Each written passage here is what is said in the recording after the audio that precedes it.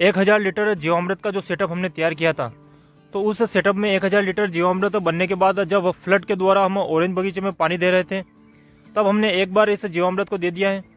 तो उसके बाद फिर से हमने जो है तय किया कि 1000 लीटर जीवामृत जो है ऑरेंज बगीचे में हम एक बार फिर से देंगे।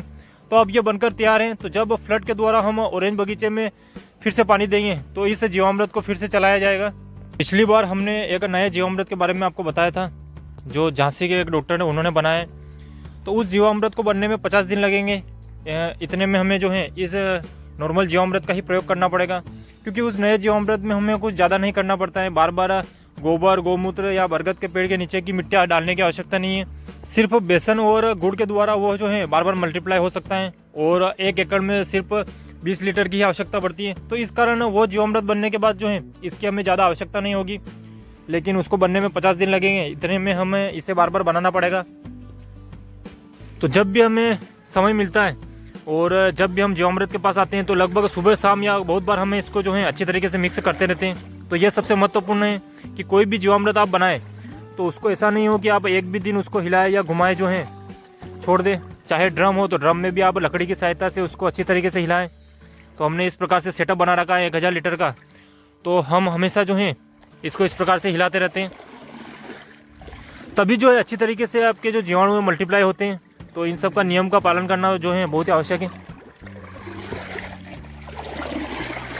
और इस जीवामृत में हमने इस बार जो नीम की सारी पत्तियां हैं वो भी डाली हैं। ऑरेंज बगीचे की हेल्थ ना बिगड़े, इस कारण हम बार बार जीवामृत दे रहे हैं। तो फ्लड के द्वारा पानी जाता है तब भी हमारा जीवामृत जाता है, और नॉर्मल जब ड्रिप भी चलती है तो सभी कल्चर हमारे जाते हैं। धीरे धीरे एलएम वैदिक फार्म पर नए नए जीवाणु कल्चर की संख्या भी बढ़ती जा रही है। तो जितने भी कल्चर हमारे पास आते जाएंगे, हम सभी का प्रयोग जो है ऑरेंज बगीचा हो या अनार बगीचा हो, सब में करेंगे। 2 बैरल्स की और संख्या हमने बढ़ाई है। आप देख सकते हैं कि जिस प्रकार से हम बैरल्स की संख्या बढ़ाते जा रहे हैं, तो जैसे जैसे नए नए कल्चर हमारे पास आते जा रहे हैं, हम बैरल्स की संख्या जो है बढ़ाते जा रहे हैं। इन बैरल्स में कौन से कल्चर तैयार होंगे, तो जब हम कल्चर तैयार करेंगे तब हम आपको इसके बारे में जानकारी देंगे कि कौन से नए कल्चर जो हैं हम इसमें बना रहे हैं। इस बैरल में जो हमारा राख का फर्टिलाइज़र है, जो चूल्हे में से हमारी राख निकलती है, उसको हम खाक समझ के फेंक देते हैं। तो उसका हमने फर्टिलाइज़र बनाया था। तो 200 लीटर के बैरल में हमने सबसे पहले OWDC तैयार किया था। तो OWDC बनने के बाद फिर हमने जो 25 kg राख थी तो उसको इसमें डाला था। तो यह फर्टिलाइज़र तैयार होने के बाद जब हमने ऑरेंज बगीचे में फ्लड के द्वारा पानी दिया तो इस फर्टिलाइज़र को चला दिया था। उसके बाद जो वेस्ट अंदर बचा था उसको हमने फेंका नहीं, उसी में फिर पानी डालकर जो है हमने 5 कल्चर जो है हमारे DKC के ट्राइकोडर्मा, माइकोराइजा, NWDC कवच, NPK और OWDC 5 का मिक्स जो कल्चर है वो इसमें तैयार कर दिया। और आप देख सकते हैं कि कितना बेहतरीन तरीके से जो है ये बनाए, हम आपको बताते हैं।